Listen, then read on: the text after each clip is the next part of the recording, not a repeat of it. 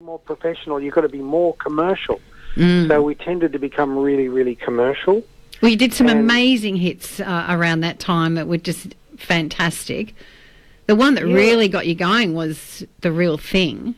That's right. And when we did that, I thought, well, gee, I picked the song as well, along with Molly, and I thought, yeah, this is good because it's not real poppy, and I like the way it's going. But then he kept pulling me back into a pop sort of thing, and I kept thinking, I don't really want to do this. I kept an eye over my shoulder thinking, one day I'll do another blues. I'll do some more blues songs, and I never got round to it. And then I finally got to the point in my career, and I thought, well, I haven't had any success recording-wise for the last 30 years.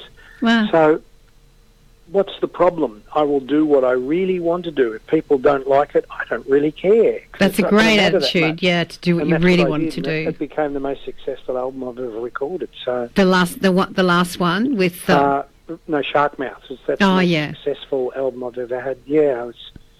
It was in the charts for like 300 weeks or something. So that's pretty good. Yeah, that is amazing. I just want to touch a little bit more on The Real Thing. You've probably talked it blind over your career, but that was really off the planet, wasn't it, for that time? Yeah, and all credit goes to Molly.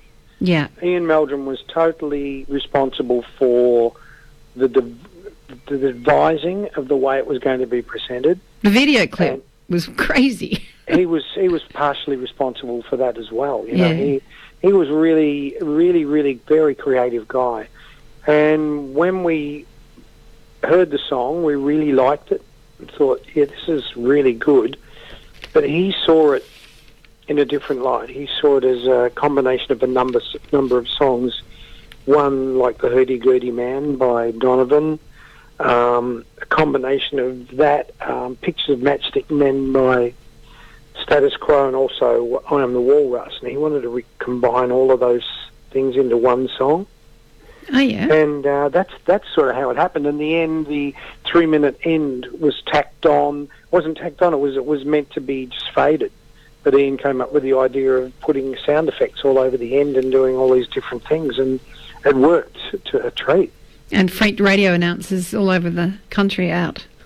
Yeah, well, it gave them a chance to go to the toilet or make a cup of coffee, so they were quite grateful. Yeah, got to tell you, that's the truth indeed. Yeah, well, it was truly amazing.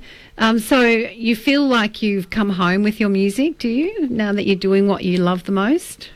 I'll always change. I will never... I like to be like a shadow that someone can't put their finger on and pin down. I really don't want to stay too much in the one genre, because like one of my real heroes, Ray Charles, once said, someone said to him, well, I can't work out what you're doing. Like you've done a big country hit like I Can't Stop Loving, and then you do What Did I Say, and then you sing gospel. And he said, well, what sort of music, what bag do you have? And he said, I don't have a bag. So I play music. He said, there's good and bad music. He said, I try to play good. Yeah. So that's what I try to do. I don't really have a distinct style, and I think that confuses people sometimes. I think they think, well, he's flaky. Why hasn't he got a style? You know, well, why should you have to have a distinct style all the time? I do a number of projects in one style, and then I change it slightly. Yeah, yeah. So you've had a lot of success also with the Red Dirt and Red Heart series of music. That touched a lot on Australian legends and things. It's quite that did very well for me as well. That won an ARIA as well, so that was really gratifying for that to happen. And that was some of the stories I wanted to write about Indigenous heroes like Pemaway and Benelong, and also the Kadija Man I touched on. And I wanted to do those sort of songs because I wanted to make it about that interior of Australia, that redness, that openness, that sort of wonderful vastness that we do possess. Yeah, in fact. So what's your favourite song that you've sung? Like, do you have a favourite song of your own?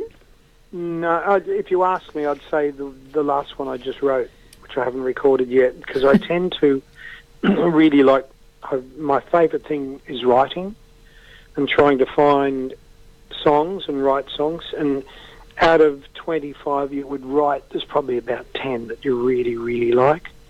And they're usually what you're really creating at the moment, and that's where your head's at. Yeah. And everything that you've done in the past, you tend to really not... You've done it. You've recorded it, and you've listened to it 100 times while it's being recorded. You've released it. You've run with it, and it's like having a child that's grown up and as an adult, and you send them out into the world. And you stay with them, and you support them, but you move on to what your new project is. That's what it's almost like, yeah. Yeah, fair enough. Moving on. Yeah. So what's next for Russell Morris? I'll do a new album. I'll record in October up in Queensland. Yay. And release the album in February next year. Fantastic. And what can we expect from that album, or is it hush-hush? No, it's sort of a bridge between a bluesier-based and a more raunchier style to harking back, in some cases, close to some of the stuff I did earlier in my career. That sounds like an interesting mix. Yeah, hopefully. Well, it may be a total flop. You can't second guess the public. All you've got to do is write to your best of your ability what you think is right and how you feel that you want to do and how you want your music to develop. And if the public loves it, it's a great bonus.